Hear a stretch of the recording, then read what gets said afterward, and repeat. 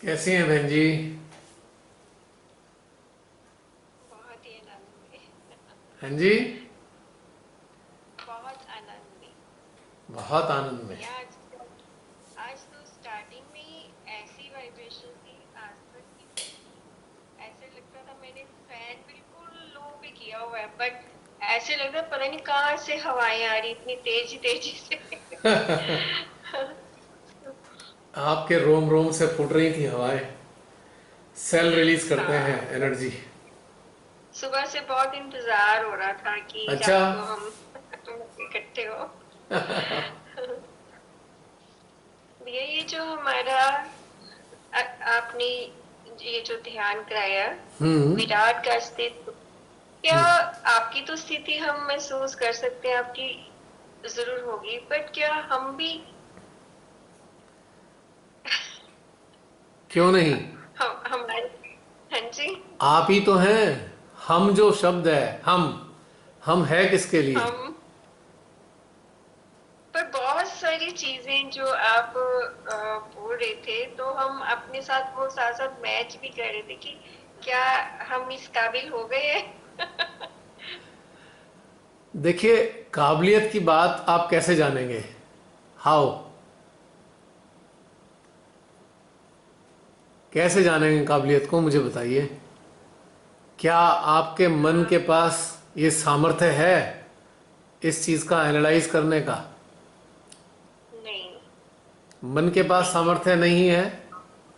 लेकिन हमारे पास एक विलक्षण घटनाक्रम है। एक मिनट रुकिएगा, होल्ड कीजिएगा जरा, मैं बैटरी चेंज कर लूँ। आप बताइए, आप क्या कह रहे थे?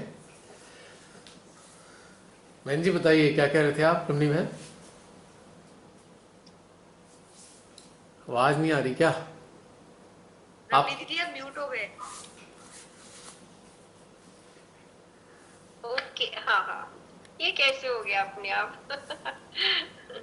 हाँ, क्या कह रहे थे आप? अ, भैया मैं ये कह रही थी, ये जो आज का ध्यान वो सारा हमारा जो अस्तित्व है वो विराट की तरह है ना। बिल्कुल। तो उसमें इतनी सारी चीजें क्या हमारे अंदर है, ऑफ मतलब कोर्स। वही सब मैच कर रही थी कि बहुत सारी चीजें तो लगता है कि हमारी समझ से बाहर है, अभी हम उस तक उसको पाया नहीं।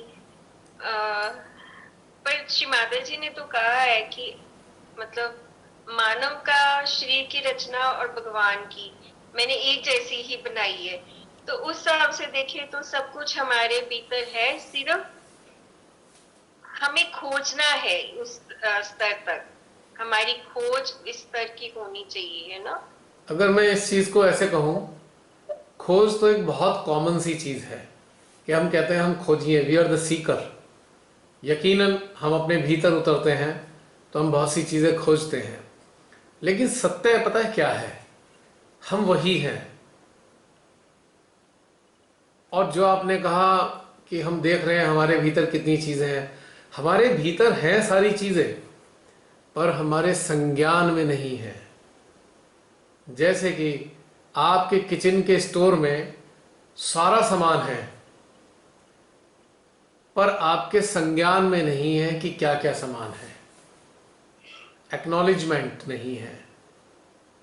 किचन भी वही है, सामान भी वही है, बस उस सामान का एक्नॉलेजमेंट नहीं है। मानव को सदा ये लगता है, क्योंकि वो माइंड से कंपैरिजन करता है। माइंड बहुत लिमिटेड है। माइंड तो बूंद से भी छोटा है, और हृदय सागर से भी विशाल है। तो एक बूंद के अंदर कितना जल होगा? तो हम बूंद से सागर को नापना चाहते हैं। अगर सागर में उतर जाएं तो बूंद अपने आप समझ में आ जाएगी।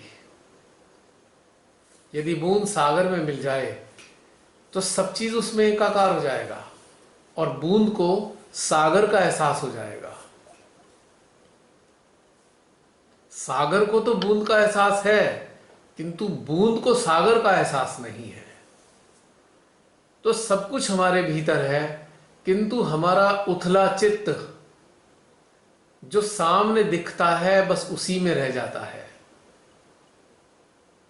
उसके पीछे नहीं देख पाता, उसको पार करके नहीं देख पाता हमारा चित्त, कि सब कुछ वही है जो सबके भीतर है, वो हमारे भीतर है, जो इस रचना में है, पूरी रचना हमारे भीतर है।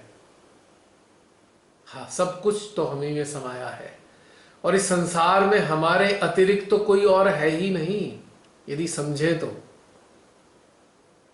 अभी आप देखें कि गहन ध्यान में उतरे तो क्या नजर आया कोई और स्वयं के अतिरिक्त? तो हम तो नितांत अकेले हैं, अकेले थे, अकेले हैं, अकेले ही रहेंगे। हमारे अतिरिक्त तो यहां कोई है ही नहीं, हम ही तो हैं, हर जगह उपस्थित, हर रूप में उपस्थित, हर मानव के रूप में, हर जीवात्मा के रूप में, हर हृदय के रूप में हम ही तो हैं, हमारे अतिरिक्त तो कोई नहीं।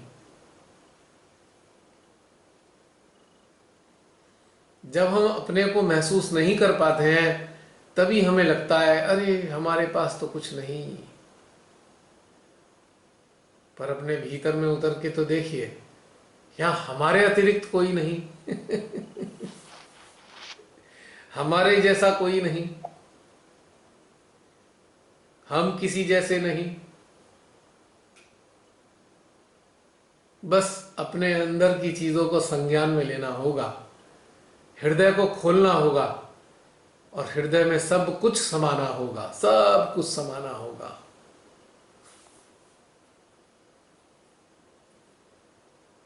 हम ही तो सौंदर्य हैं, और हम ही सौंदर्य के उपासक हैं। हम अपने ही सौंदर्य के उपासक हैं हकीकत में।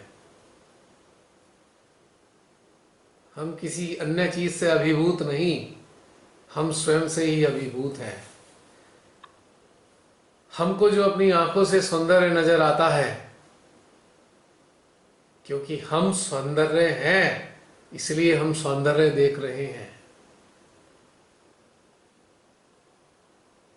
यदि हम सौंदर्य ना होते तो हमको सौंदर्य कहाँ नजर आता? जरा कल्पना कीजिए, प्रकृति के आंखें लगा दी जाए तो प्रकृति को ही देखेगी ना, उसको तो कोई अन्य समझ ही नहीं आएंगे।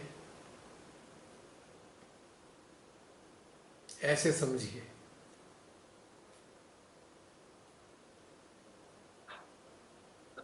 क्योंकि अन्य कोई है ही नहीं। थोड़ा सा पेचीदा लग रहा होगा पर सत्य है ये। महसूस करके देखेंगे तो यही सत्य नजर आएगा। आज किए ना बिया तो अब नेचुरली इसी का होगा अभ्यास। आज हमें लगा कि सचमुच इतना कुछ हमारे भीतर है। बहुत सारी चीजें तो मैच करी थी जिनके हमने अनुभव किए हैं, संज्ञान में आ चुकी हैं, पर कुछ चीजें अभी लग रहा था कि ये सब कैसे हो सकता है हमारे भीतर। ऐसा तो श्री कृष्ण जी ने दिखाया था अर्जुन को। क्या हमने अपने शरीर की संरचना को देखा है कभी? हमारे शरीर की संरचना कैसी है पूरी तरह देखा है? शायद एक आध डॉक्टर ने, कुछ डॉक्टर्स ने देखा हो, पर हमने नहीं देखा ना। पर इसका मतलब ये थोड़ी है कि हमारे भीतर नहीं है। जो भी हमारे अंदर मौजूद है, जो भी इसके शिराएं, धमनियां और अंग प्रत्यंग, अंदरूनी घटनाक्रम हैं, पर हमने देखे नहीं।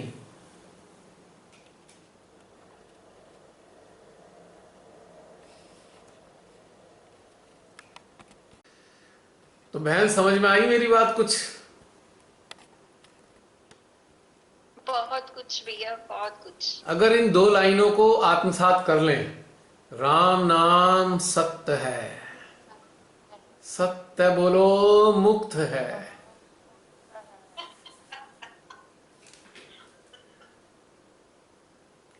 इतना अच्छा एक्सप्लेनेशन कभी नहीं सुना होगा इसका। एक्सप्लेनेशन ही नहीं सुना, बस ये लाइन ही सुनी है। यानी कि यानी कि इसका मतलब सरल है, हमारे भीतर जो सत्य है हम उसको स्वीकार कर लें या अनुभव कर लें या आभास कर लें या सत्य में स्थित हो जाएं तो हम मुक्त हो जाएंगे, हमारा इस संसार में उलझन से मुक्ति मिल जाएगी। जितनी भी समस्याएं हैं सत्य को स्वीकार ना करने से हैं। परमेश्वरी ने हम सब का निर्माण अपने हाथों से किया और अपनी इच्छा से उन्होंने हमारे भीतर में बहुत कुछ डाला। जो उन्होंने हमारे भीतर में, इस अस्तित्व में, इस मानवीय वजूद में डाला, यदि हम जो डाला गया है उसको खुशी खुशी स्वीकार करते हुए उसका आनंद उठाने लगें, वो जो उन्होंने गिफ्ट दिया है हमें, वो जो आशीर्वाद दिया है हमारे शरीर के भीतर में, जो भी दिया है उसका आनंद उठाने लगें, उसको स्वीकार करते चले जाएं, अपने भीतर की हर अनुभूति को जिए तो हम मुक्त हो जाएंगे। मुक्त कब तक नहीं होते? जो अपने भीतर है उसे स्वीकार नहीं करते तब तक मुक्त नहीं है। तब तक मुक्त नहीं है जो भीतर में है, जो हमें जीने के लिए दिया है उसे हम जी नहीं पाते, हम मुक्त नहीं होते। तो मुक्ति का द्वारा सबसे पहले हमारे ही भीतर से प्रारंभ होता है, स्वीकृति के रूप में। और हम संघर्ष किससे करते हैं? बड़ा आश्चर्य होता है मुझे देख के कि मानव का कितना अनावश्यक संघर्ष है। संघर्ष किससे कर रहे हैं? बाह्य मान्यताओं से। जो बाहर की चीजें मनुष्य के द्वारा बनाई गई, उन मान्यताओं से ही संघर्ष करते हैं और सत्य से दूर होते चले जाते हैं। जो भी मानव अपने भीतर के सत्य को स्वीकार करता है, अपने हर चीज को, अपने भीतर में जो अनुभूति है, एहसासात हैं, उसको स्वीकार करता है तो मानव मुक्त हो जाता है और उसका हृदय गदगद रहने लगता है, हर पल आनंदित रहने लगता है और उसे कोई गम व दुख नहीं सताता और अपने जीवन को वो एक ब्लिस के फॉर्म में, एक ब्लेसिंग के फॉर्म में देखता है, एक गिफ्ट के रूप में देखता है और एक प्रसाद के रूप में देखता है कि ये परम का प्रसाद है मेरा जीवन, इसकी सारी अभिव्यक्तियां प्रसाद है। मान्यताओं के चक्कर में उलझकर उस प्रसाद से विमुख होने से हमको यंत्रणा के अलावा कुछ भी तो नहीं मिलेगा। तो बस हमें कुछ नहीं करना, हमें कुछ भी तो नहीं करना।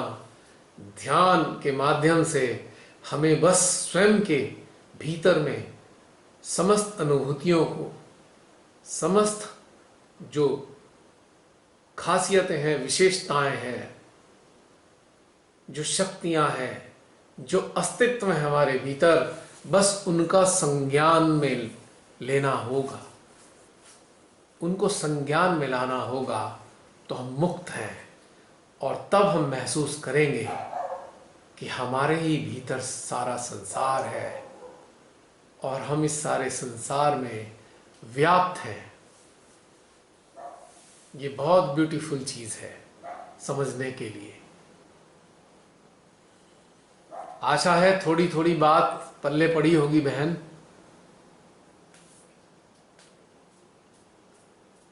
मेरी आवाज पहुंच रही है? हाँ जी। आज का जो सिलेबस था बड़ा हाई स्टैंडर्ड था। वही मैं सोच रही हूँ, इसका काफी अभ्यास करना पड़ेगा। बहन हाँ, अब मैं इसी बात पे कहूंगा जसलीन कि स्टैंडर्ड किसने डिसाइड किया? Who has established standard? जैसे जब मेडिटेशन हो रहा था तो ऐसे लग रहा था कुछ चीजें तो समझ में आ रही थी जो कनेक्टेड थी या जिनसे हम कनेक्ट करते हैं, पर जिन चीजों से हम कनेक्ट नहीं कर पा रहे थे ऐसे लग रहा था ये तो नहीं आता मुझे, या ये तो मैं नहीं समझ पा रही हूँ। तो ये जो स्टैंडर्ड वर्ड है ना, ये जो एक स्टैंडर्ड है ना, ये भ्रामक है। कोई भी स्टैंडर्ड कहे मानव, स्टैंडर्ड है हमारे अंदर का, ये जो स्टैंडर्ड है ना, ये माइंड की देन है। माइंड का पैरामीटर है स्टैंडर्ड। पर सत्य का क्या पैरामीटर है? Our mind can not access truth with in और आउटसाइड, एक्सटर्नल और internal. Our mind cannot assess because our mind is not made for assessment of the truth. But one thing is there inside us, our heart. Our heart is capable to realize, to feel, to understand, to absorb truth. तो ये standard और heart का कोई standard नहीं होता। Our heart is beyond all kinds of foolish kinds of standards. we will say that because in the present state I don't acknowledge what has happened in the meditation. मुझे नहीं Correct. We are, what will I just think about what we are actually. We are just like computers. First time when we see computer, we suddenly become puzzled. Oh, how can we understand its programming? Slowly, day by day, we open computer, we do something, we understand or we do not understand. धीरे धीरे सारे function उसके समझ में आने लगते हैं। So we are just like computer. Computer में जो सॉफ्टवेयर है, इसकी प्रोग्रामिंग है, हमको एक झटके में समझ नहीं आती है। हम जब इसके साथ जुड़ते हैं तो धीरे धीरे इसके सारे फंक्शंस हमारे सामने क्लियर होने लगते हैं। मुझ जैसा अनपढ़ गवार कंप्यूटर के नाम से डर लगता था, जिसे 4 साल तक कंप्यूटर आके पढ़ा रहा, उसे झांक के नहीं देखा, और कभी कोशिश करी तो ऑन करना और ऑफ करना ही नहीं आया, पूछा भूल गया। जब वो डब्बे जैसा आता था, मोटा भारी सा होता था कंप्यूटर, ऐसे ही पड़ा रहा। प्रिंटर की इंक सूख कर खत्म हो गई, प्रिंटर खराब हो गया। लेकिन जब श्री माता की कृपा हुई और बहुत सारे सहजियों ने कहा लिखो लिखो लिखो, मैं कैसे लिखूं, कंप्यूटर आता ही नहीं। किसी सहजी ने कुछ सिखाया, किसी सहजी ने कुछ बताया, और मगजमारी करते करते करते करते इतना काम चलाऊ तो हो ही गया। ऐसे ही आजकल एंड्रॉयड मोबाइल्स हैं, हाईली सोफिस्टिकेटेड इक्विप्ड, मतलब सोफिस्टिकेटेड प्रोग्राम से इक्विप्ड मोबाइल्स। हम जानते ही नहीं मोबाइल्स में कितने फंक्शन होते हैं। Same with us, we are the same, just like mobiles and computers. Just enter into it, अपने अंदर घुसो, झांको, हृदय में जो आ रहा है उसे समझो, माइंड में जो आ रहा है उसे पकड़ने की कोशिश करो, चित्त जहां जा रहा है उसे रीड करो, चेतना जो कह रही है उसे समझो, जागृति जो गाइड कर रही है उसकी तरफ देखो, और आत्मा जो हृदय में फुसफुसा रही है उसकी सुनो। बस ये कंप्यूटर समझ में आने लगेगा। कुछ नहीं करना है, कुछ पढ़ना नहीं है, लिखना नहीं है, सुनना नहीं है, सीखना नहीं है। बस इन 4-5 चीजों पर ध्यान दो तो अपने आप ये मनुष्य रूपी कंप्यूटर समझ में आने लगेगा। इसके सारे एक्सप्रेशन समझ में आने लगेंगे और बिल्कुल आसान हो जाएगा। और आप जानोगे कि हम तो अलग है ही नहीं, जो सामने वाला है वही हम है, जो हम है वो सामने वाला है। ये अलगाव, ये विलगाव, ये भेदभाव, ये तुलना, ये सब जीरो, खत्म, है ही कुछ नहीं, सब एक है। All are one internally. बस इतना ही अंतर है कि आकृतियों में अंतर है, पेड़ पौधे कैसे दिखते हैं, जानवर कैसे दिखते हैं, पक्षी कैसे दिखते हैं, मनुष्य कैसे दिखते हैं, पहाड़ कैसे दिखते हैं, नदी कैसे दिखती है, समुद्र कैसे दिखते हैं, बस। लेकिन इनके भीतर का तत्व वही है जो हमारे भीतर है। हम इनके भीतर समाये हैं और ये सब हमारे भीतर समाये हैं। हम ही समुंदर हैं, हम ही नदी हैं, हम ही चिड़िया एक हैं, हम क्वेश्चन ही भैया। पक्ष परिंदे हैं, सब कुछ हम ही हैं। बस महसूस करने की बात है। हाँ बहन जी बताइए। देखिए कितना विलक्षण टाइम हो रहा है इस वक्त, 11:11। आज भी 11:11। उस दिन 111 था। भैया देखिए आपने मोबाइल पे 1111, 4 बार 1 है। विलक्षण समय चल रहा है। जी बहन जी। भैया आपने कहा ना कि सामने वाला व्यक्ति भी आप ही है। यस। तो भैया अगर हमें पता हो कि वो कोई चोर डाकू या कुछ बिल्कुल गलत काम करने वाला व्यक्ति है, वो कैसे हम हो सकते हैं? हाँ हाँ, आपने पकड़ी नहीं मेरी बात। जो उसके भीतर है वो है हम। ये तो इसका बाहर का घटनाक्रम है। आप आवरण की बात कर रहे हैं, मैं भीतर की बात कर रहा हूँ। ओके। वो चोर है, देखिए वो चोर है, डाकू है, क्या है, वो उसका आवरण है। दीदी हंसो मत। नहीं दी हंस नहीं रही। नहीं वो तो वैसे ही हंसी आ रही है ऐसे। दीदी ऐसे हंसी आ रही है। देखो ऐसे ही पता चलेगा ना हमारे लिए बिल्कुल नया टॉपिक है। सही बात है, सही बात है, सही। हाँ बताइए भैया। अगर आपको मैं इतना भोला अगर भोला सा। अगर इससे भी ऊपर होकर मैं कहूं मैं ही स्त्री हूं, मैं ही पुरुष हूं, तो आप कैसे समझेंगे इसे? बताइए कैसे समझेंगे? सही बात। पता है कैसे समझेंगे? जो हमारे भीतर शक्ति है वो स्त्री, और हमारे भीतर जो पुरुष है वो शिव। तो हम ही स्त्री, हम ही पुरुष। आवरणों को देखकर हम भेद कर रहे हैं। उस सतही स्तर का भेद है, जबकि भीतर में तो कोई भेद ही नहीं है। ये असलियत है इसकी।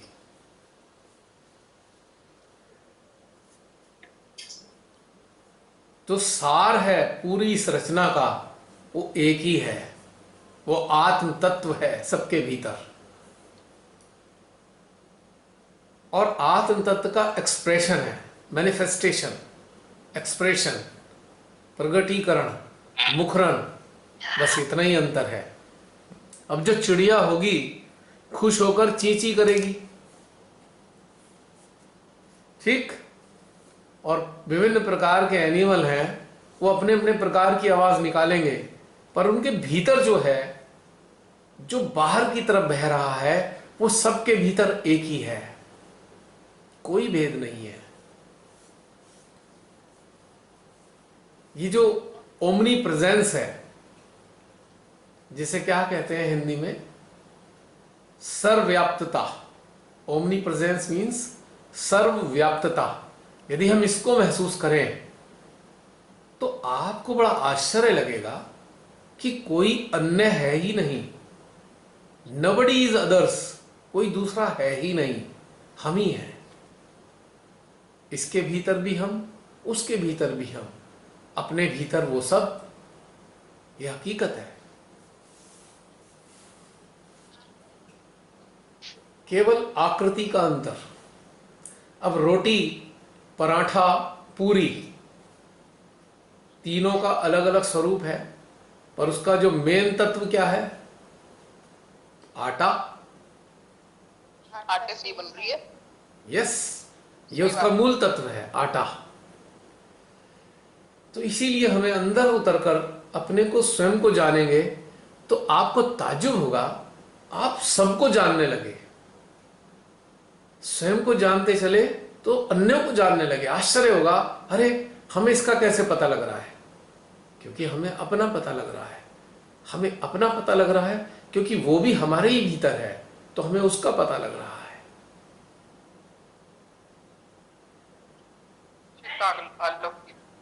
हाँ जी, माता जी कहते हैं ना स्पीच माँ की जब चित्त आलोकित हो जाएगा तो आप अपने बारे में तो जान ही पाएंगे और दूसरे के बारे में भी आप जान पाएंगे। हाँ, यहाँ खाली बहन चित्त की बात नहीं है। चित्त तो बहुत नीचे स्तर पे रह जाता है। जिस स्तर पे हम बात कर रहे हैं वो चित्त के लेवल की चीज नहीं, और गहन है, उससे भी कहीं अधिक गहन है। चित्त तो छोटी मोटी सुविधाएं हैं। चित्त, चेतना, मन, बुद्धि, विवेक, ये तो सुविधाएं हैं हमारी। हम इसके भीतर की बात कर रहे हैं। जो भीतर है उसकी फैसिलिटी है ये सारी। All such things are the facility of what is residing inside us.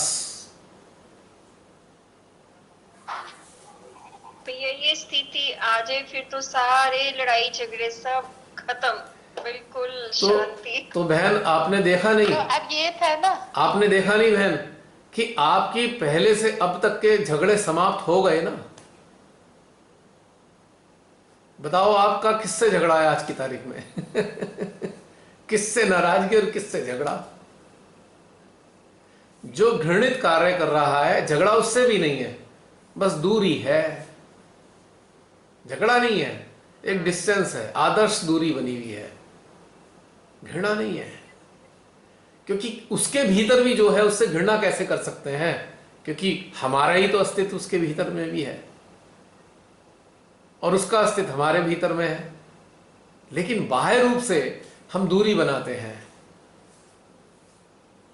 जैसे कि छुरी होती है, छुरी से हम सब्जी काटते हैं, पर हम बहुत ध्यान से सब्जी काटते हैं, कहीं उंगली ना काट दें हमारी। एक आदर्श दूरी बनाकर रखते हैं अपने उंगलियों से, कट लग जाएगा। तो इसी प्रकार से बहुत सारे घटनाक्रम हमारे जीवन में हैं।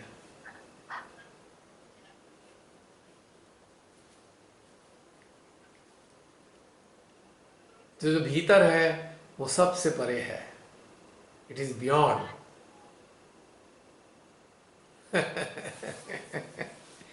आज कुछ रहस्यमयी बातें लगने ही होंगी आपको, मिस्टीरियस बातें, पर मिस्टीरियस नहीं है। आज ऐसे लग रहा है कि आज पूरे ध्यान में ऐसे लगा है कि हम हर कोई सोचता है कि हाँ हम बड़ी खूबसूरत हैं, पर एक्चुअली में कितने खूबसूरत है। मतलब वो ध्यान में पूरा आज का जो सेशन था, तो मतलब चीजें जैसे सोचो कि मेरा तो वो हंसा चक्र पे इतना सुंदर मतलब खिल खिल के आ रहा था कि जैसे फील करेंगे कि अरे मतलब भगवान ने तो इतनी सुंदरता से हमें बनाया और हमारे अंदर इतनी सुंदरता गढ़ गढ़ के डाली है। मतलब कि जैसे अगर ये बोल सकते हैं कि जैसे कि मैं न रहा तू न रहा, तुझ में मुझ में अब भेद कहाँ, तू मुझ में बसा बसाया है, मैं तुझ में समाया समाया सा हूं।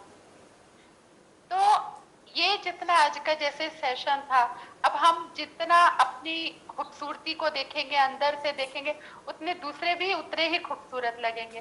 तो फिर लगा कि कुछ फिर ऐसा है ही नहीं जो हमें बुरा लगेगा। अगर हम इसी सेशन पे हम जितना हमने आज की देर तक बैठे रहे और पूरा मतलब एकदम जैसे कि पूरा मतलब सच में वहां कोई दूसरा है ही नहीं, मैं भी मैं ही हूँ, आप भी मतलब आप भी मैं ही हो और मैं भी आप ही हूँ। Exactly. तो मतलब लगा ही नहीं कि हम लोग इतने सारे लोग बैठे हैं आज। मैं यही तो कहता हूँ, मैं हमेशा ये सोचता हूँ, मैं हमेशा सोचता हूँ मैं ही तो हूँ, अन्य हो है कहाँ, कोई है कहाँ अन्य? अब ये जब ये वीडियो लोड होगा ना, व्हाट्स उस पे लोड होगा, तो 90% तो हमें पागल समझेंगे, पक्की बात। क्यों?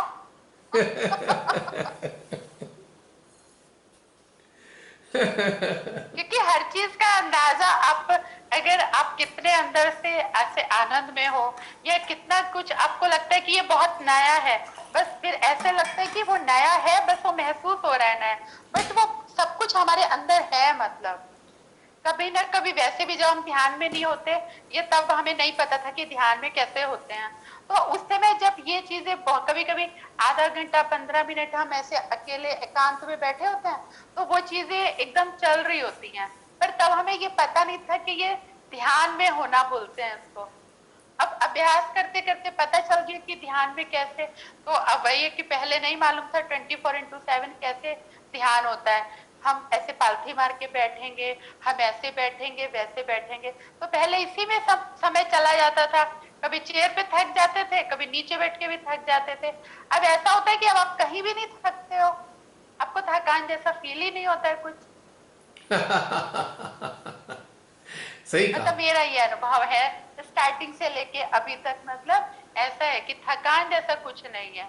और आप हमेशा आप ध्यान में ही रहते हो, मतलब ध्यान के लिए किसी पोजीशन की या कुछ नहीं, तो आपको एक अलग, मतलब एक बहुत जैसे लगता है कि जो सुकून मुझ में है तो वो सब में है, मेरे ऑरा में चारों तरफ। उस समय अगर मैं उस समय ध्यान में उतरी हूँ तो चारों तरफ का जो है वो सब ध्यान में है, ऐसे अंदर से मतलब ऐसा महसूस होता है। बिल्कुल सच्चाई तो यह है, अगर आप गहनता से महसूस करें तो हम यहां पर जन्मे हैं मानव को अनुभव करने के लिए, बस हमारा कोई प्रयोजन नहीं है यहां आने का। मानव को अपने भीतर में जिए, जो विलक्षण कृति है परमात्मा की, और इसका आनंद लेके फिर वापस पहुंच जाए। अगर इस मानव में लिप्त हो गए तो हम वहां नहीं जा पाएंगे, अटक जाएंगे। मानव का आनंद लें और मानव से जुड़ा जो संसार है, सराउंडिंग है, उसका भी आनंद लें। जैसे यात्रा पे जाते हैं ना, हम 15 दिन की जर्नी पे जा रहे हैं, तो हम वापस आते हैं घर जाके, तो फिर हम सबसे कहते हैं हाँ ऐसा मजा आया था, ऐसे मजा आया था, ऐसा हुआ था। तो हमारे माता पिता ना इंतजार कर रहे हैं हमारा कि बच्चों तुम एक यात्रा पे गए हुए हो, हमें आके अनुभव बताना आपको कैसा लगा। ये संसार हमने बनाया है, तो जरा हमारे संसार का स्वाद चख के आओ। हम आए तो स्वाद चखने हैं, और लग किस चक्कर में गए, बुरे भले में लग गए। ये तो भूल गए कि हम तो स्वाद चखने आए थे। हम लगे भले बुरे में, अच्छाई बुराई, पाप पुण्य, मर्यादा अमर्यादा, इन सब में फालतू की चीजों में उलझते चले गए और अपने अंदर जो ऐसी एक जंग शुरू कर दी हमने, एक संघर्ष का अंबार लगा दिया हमने। और इस प्रकार से संस्कार दर संस्कार बनते गए और हम हजारों संस्कारों में जकड़े गए। जैसे मकड़ी जाला बुनती है ना, कितने सारे तार होते हैं उसके मकड़ी के, और एक मच्छर आता है बेचारा, खट्ट फंस जाता है, निकल ही नहीं पाता, बस उसी में उलझ के रह जाता है मच्छर।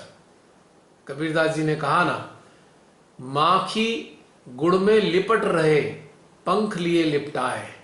अब पंख तो उड़ने वाले हैं, उसको उड़ने में सहायता करते हैं। अब वो चाशनी पे गुड़ पे बैठी तो पंखों में गुड़ लग गया, अब वो चिपक गए हैं, वो उड़ भी नहीं सकती। तो हमारी दुर्गति हो जाती है संसार में। हम फिर बाद में हम अपने अंदर ही इतने सारे झगड़े ढूंढ लेते हैं, इतने सारे झगड़े खुद ही ढूंढ लेते हैं हम हर प्रकार के, और दुखी रहते हैं। फिर कहते हैं हे भगवान, हमारा तो जीवन बड़ा दुखी है, बड़ा संघर्षमयी है। बनाया किसने? हमने ही तो बनाया। काय को लिप्त हो रहे हैं इन सब चीजों में। मैं यही कहने वाली थी कि आपने जब रमनी दीदी को कहा अब हमारा झगड़ा किससे है, हाँ, तब यही आपने जब रमनी दीदी से कहा कि अब हमारा किससे झगड़ा होता है, मैंने कहा किसी से नहीं होता था, पहले भी खुद ही से होता था झगड़ा। खुद ही से परेशान हो जाते थे, मुझे ये थॉट आ रहा है, ये क्यों आ रहा है, या मुझे ऐसा फील हो रहा है, क्यों हो रहा है। अब कुछ नहीं फील होता, पहले तो हम लोग खुद ही से लड़ते रहते थे। और मनुष्य सबसे लड़के जीत सकता है, पर खुद से लड़के कभी नहीं जीत सकता। ये भी एक खास बात है। तो बड़ा मजेदार घटना। जय श्री माता जी। एक प्रश्न। हाँ बोलिए। मुझे एक प्रश्न पूछना था। आयशा रानी प्रकट हो जाओ, अब तो देवियां भी प्रकट हो गई। आयशा मेरे वाले कमरे में बैठी है।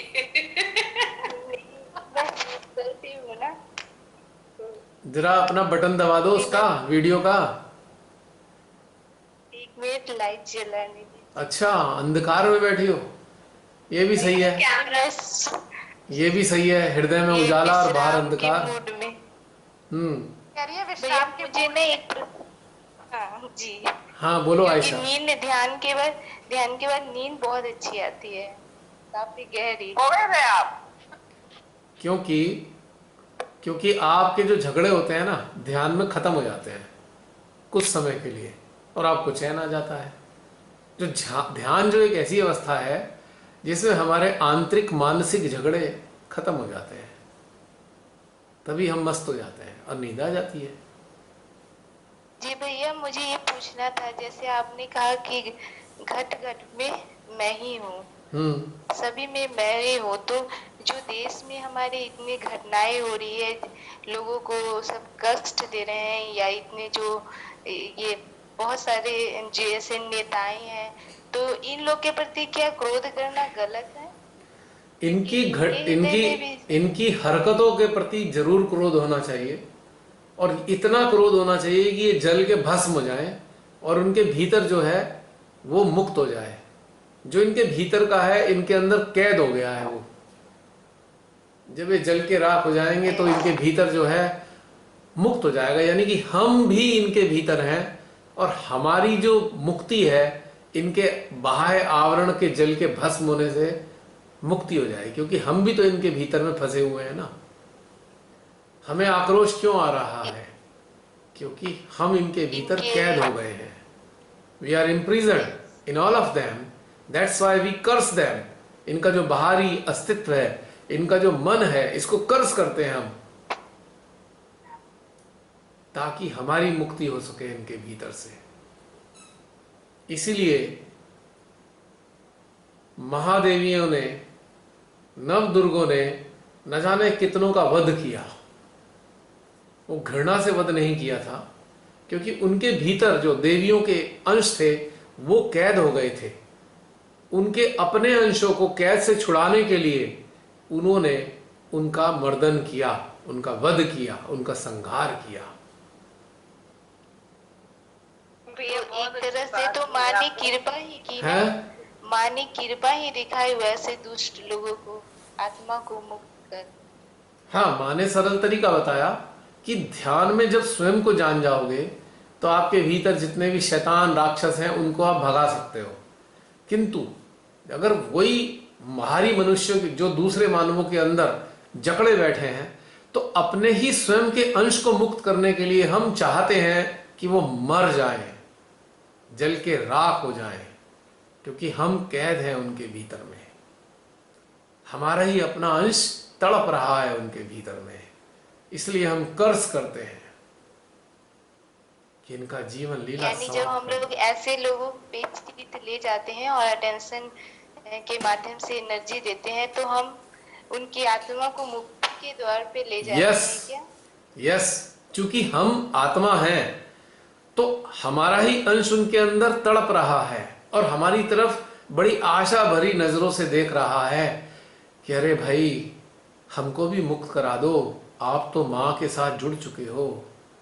प्रार्थना करता है वो अंश हमारे भीतर, हमारे हृदय में, हमारी आत्मा में उनकी अंशों की प्रार्थना आती है, और हम परमेश्वरी से प्रार्थना करते हैं या कर्ज करते हैं या अपने हृदय की धधकती ज्वालाओं से उन्हें भस्म करने के लिए प्रक्रिया करते हैं ध्यान में। That is redemption of our own particle which is imprisoned into others heart। तो समझ में आ गया पॉइंट? यस। और तभी तो जैसे कि हमारी आत्मा एक दूसरे से बात करती है ना, तो जैसे कोई पर्सन आते हैं तो हमें फील होती है, जैसे बहुत अच्छा फील होती है, या कभी कभी भारीपन सा फील होता है। यानी आत्मा को पता चल जाते हैं कि उनके अंदर कितना कष्ट है। यस, क्योंकि आत्मा आत्मा से इंटरेक्ट करती है और आत्मा दूसरे की आत्मा से कम्युनिकेट करती है।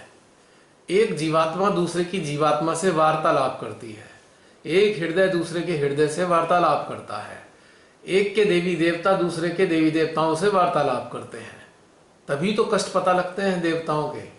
वो जो अंश रूप में देवी देवता पीड़ित हैं, तभी तो पता लगता है। जी। तो ये एक बहुत ही सरल और सूक्ष्म घटनाक्रम है। यदि हम उसे अंडरस्टैंड करें तो हमको बड़ा आनंद आएगा, शांति भी मिलेगी, क्योंकि हमको संज्ञान में लेना है अपनी सारी चीजें। अपने अस्तित्व का जब हमें संज्ञान होने लगता है तो हम शांत हो जाते हैं, हम आनंदित हो जाते हैं, हम प्रसन्न हो जाते हैं और हम निर्विकार हो जाते हैं। निर्विकार, निर्विकारिता ही तो, निर्विकारिता ही तो बाद में प्राप्त होती है।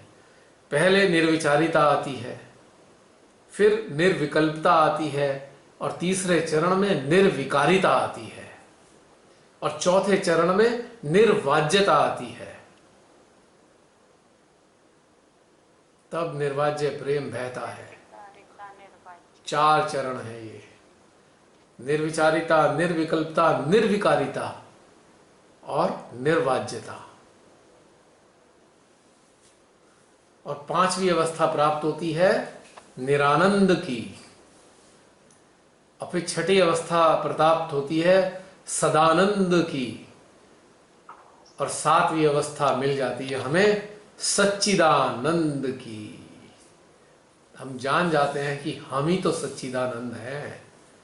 तो 7 चरण से गुजरकर, 7 चरण से गुजरकर हमें यह महसूस होता है।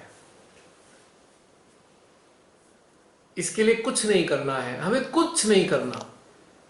श्री माता जी ने अपनी शक्तियां हमें दी और शक्तियों से हमारी कुंडली का जागरण किया, और अपने अभ्यास से हमने अपनी कुंडली को सहस्त्रार पे स्थापित किया। ध्यान से रिपीट कर रहा हूं मैं, अपनी साधना के अभ्यास से हमने अपनी कुंडली को सहस्त्रार पे स्थित किया,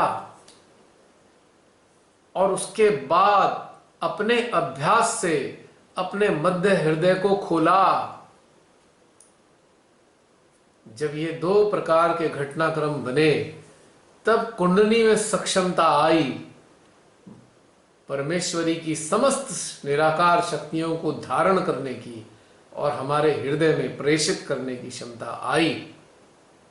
और जब ये सब कुछ हुआ तब जाकर हम इन 7 प्रकार की स्टेजेस से गुजरकर अपने उसी अस्तित्व में स्थापित हो गए, जो अस्तित्व सर्वव्यापी है, और जिसके कारण हम कहते हैं हम ही तो सारी रचना में विद्यमान है।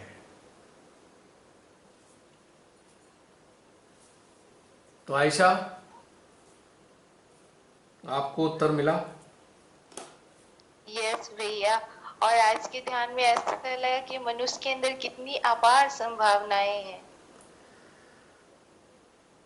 अपार संपदा है, बस उसको जानते जाएं और पाते जाएं।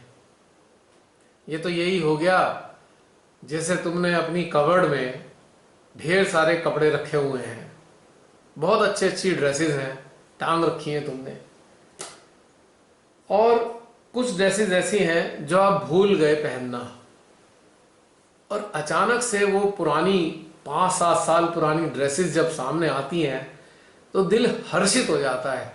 अरे इतनी अच्छी ड्रेस भी हमारे पास है। बस यही हमारे अंदर होता है, सेम ऐसे ही जो है और जिसे भूले हुए हैं, बस उसी का ही स्मरण आ जाता है, तो हम अपने उस अस्तित्व में स्थापित हो जाते हैं, तब मजा आता है हमें। और हम सब ये छोटी मोटी चीजें भूल जाते हैं, कौन सा चक्र, कौन सी नाड़ी,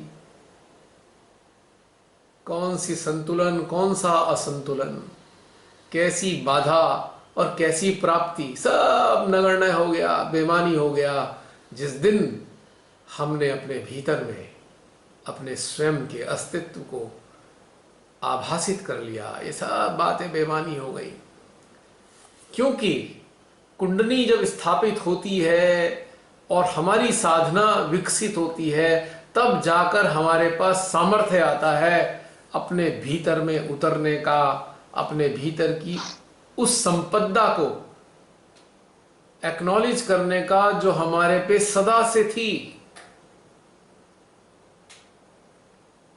तो ये मात्र एक सहायक है। ध्यान, कुंडली, आत्मा, ये बस एक सहायक की तरह है, एक हेल्पर है जो हमारे अस्तित्व को हमें महसूस कराने में हमारी मदद कर रहे हैं। जिस दिन अपने इस अस्तित्व का आभास हो जाता है तो बस इनकी सहायताओं की कोई आवश्यकता ही नहीं रहती और हम खुद में एकाकी हो जाते हैं और हमें अन्य कोई नहीं नजर आता। हमारे अतिरिक्त इस रचना में कोई और होता ही नहीं। ये बड़ी आनंददायी मजेदार स्थिति है। तो मात्र ये सारे चक्र वक्र देवी देवता ये सब हमारे सहायक हैं। इनको हमें सिद्ध नहीं करना है या इन तक सीमित नहीं रहना है, बल्कि इनकी शक्तियों की सहायता से हमें अपने स्वयं को पाना है। बस इसीलिए शिमा ने कहा था अपने एक लेक्चर में, ईयर का नहीं पता, कहाँ कहा था ये नहीं पता, कि हमको स्वयं को पाना होगा। स्वयं की भक्ति से बड़ी कोई भक्ति संसार में नहीं है। We have to become our own devotee। तो ये एक रहस्य था। आज आप सबकी चेतना में ये रहस्य अनावृत हुआ है। अभ्यास करते रहें और आनंद लेते रहें। और बताइए, कोई कुछ कहना चाहते हैं? मेरा एक क्वेश्चन है। बोलो बोलो। इधर बीच मैंने दो तरीके की स्थितियां अपने भीतर में महसूस की। जैसे बीच में मैंने बहुत अच्छा कंटिन्यूटी में फ्लो फील किया, अलग अलग जगह पे महसूस किया और एक निरानंद महसूस किया, एक जॉय भीतर में फील किया हमेशा। और अभी कैसा हो रहा है, अभी अंदर से एक साइलेंट, एक पॉज सा फील हो रहा है। मैं साइलेंस नहीं कहूंगी, मेरे अंदर कोई उलझन नहीं है, but I am feeling very silent with in. And I would not से मैं उदास भी नहीं हूँ, मैं मतलब कोई कारण से उदास नहीं हूँ, बट मैं ये ऐसे में ये वाले मूड में भी नहीं रहती। तो what is the difference? Silence भी फील कर रही हूँ, बीच में पॉज भी फील कर रही हूँ, और मतलब और पहले लास्ट वीक वाली स्थिति थी कि मैं आनंद फील कर रही थी। तो ये क्या चल रहा है, मैं नहीं समझ पा रही। एक बहुत साधारण और बहुत आनंददायी अवस्था है। ऐसी अवस्था में आप स्वयं को अनुभव कर रहे हैं। स्वयं को अनुभव करना, जब हम स्वयं को अनुभव करते हैं तो एक्सप्रेशन समाप्त हो जाते हैं। एक्सप्रेशन की आवश्यकता नहीं। तो अपने से आप क्या एक्सप्रेस करोगे? बस उसका मजा लोगे। कबीरदास जी ने इस स्थिति के लिए कहा ना, मस्त हुए तो क्या बोले। तो जो पहले वाला मस्त था, जो जिसमें हमें बड़ा उत्साहित महसूस हो रहा है, और ये वाला मस्त में क्या डिफरेंस है? इसमें साइलेंस फील हो रही है आपको, आप हर चीज ड्यूटीफुली कर रहे हो, बट आप जॉय नहीं, मतलब आप में वो अलग सी फीलिंग है। मैं कैसे बताऊं, मैं सैड नहीं हूं, पर मैं जॉय से कोई चीज देखो, कोई चीज जब हमें प्राप्त होती है ना तो हम आनंदित हो जाते हैं, और जब प्राप्त हुई चीज को हम अपने जीवन बना लेते हैं तो हम शांत हो जाते हैं। मतलब वो पार्ट एंड पार्सल हो गया जब वो हमारा। That's it। पहले कोई चीज थी नहीं हम पे, तो हमको जब मिली तो हम बहुत आनंदित हुए, बहुत गदगद हो गए। लेकिन वो जो चीज मिली, एक सेकंड, जब वो चीज हमें मिली वो हमारा हिस्सा बन गई तो हम शांत हो गए। So this is the difference. हाँ, आप बताइए, आप क्या कह रहे थे? एक और, जैसे अभी ये चल रहा था मेरे अंदर, तो मैं अपने अंदर इस चीज को मतलब महसूस कर रही थी कि am I going in the right direction or not? मतलब जैसे मेरे अंदर, आपने एक बार मुझे पहले कहा था, आपको कैसे पता चलेगा आपके ध्यान में ग्रोथ कैसे है, आपके अंदर पीस बढ़ेगा, आपके अंदर जॉय बढ़ेगा। तो मैं देखी थी, हाँ मैं पीसफुल हूँ, मैं साइलेंट हूँ, पर मैं मतलब मैं अभी किसी से इंटरेक्ट नहीं करी तो मैं जॉय का एक्सप्रेस नहीं कर सकती, बट आई एम साइलेंट। तो मैं यही सोचती, am I doing in the right direction? मैं ये नहीं एनालाइज कर, मतलब अपने भीतर में जब मैं जुड़ रही थी और मैं देख रही थी कि मैं डिस्कनेक्ट हो गई हूँ इसलिए ऐसा फील कर रही हूँ, या फिर मैं सही डायरेक्शन में जा रही हूँ और मैं ऐसा कर रही हूँ। यदि आप पहाड़ पर चढ़ना शुरू करें और आपको पहाड़ की चोटी पे जाना है, तो जब आप पहाड़ को चढ़ना, मान लीजिए चोटी की हाइट 25,000 फीट है और आपने चढ़ना शुरू करा लगभग 14,000 फीट से, तो हर 500 फीट पर वातावरण बदल जाता है, ठंडक बदल जाती है, दृश्य बदल जाता है, ठीक। और धीरे धीरे आप चढ़ते चढ़ते चढ़ते, और आपको जो दृश्य मिल रहे हैं आपको हर्षित कर रहे हैं, आप प्रसन्न हो रहे हो, बड़ा रुक के फोटोग्राफी भी कर रहे हो, कहा कितना मजा आ रहा है, कितना मजा आ रहा है। चढ़ते चढ़ते चढ़ते आप चोटी पर पहुंच गए और वहां बैठ गए आप। तो अब क्या हुआ कि चोटी से चारों तरफ का दृश्य दिखाई दे रहा है, जो आपके चढ़ते हुए अलग अलग दृश्य के रूप में था, अब चोटी से समान दृश्य दिखाई दे रहा है। 360 डिग्री के एंगल पर आप घूम रहे हो, आप 360 के एंगल से फोटोग्राफी कर लिया आपने, आधा घंटा लगा, और ये फोटोग्राफी करके आप बैठ गए, क्योंकि चोटी से जो चारों तरफ का 360 डिग्री का दृश्य दिखाई दिया वो आपने देख लिया। अब आप क्या करते हो, चोटी पे बैठ जाते हो, कोई और दृश्य आना नहीं है और इससे ऊपर चढ़ना नहीं है, तो आप चोटी पे बैठकर आंख बंद कर लेते हो या आंख खोल के वो जो जितने भी दृश्य 14,000 से लेके 25,000 तक आपने देखे थे, आप चुपचाप बैठ के उसका आनंद लेते हो और आप साइलेंट हो जाते हो। Got my point? Thank you. Got my point? एकदम सही जवाब, Yes, yes. एकदम सही। कितनी सरलता से आपने बहुत ही सुंदर जवाब दिया, बहुत अच्छा। मैं सोच रही थी गड़बड़ है कुछ हो गया।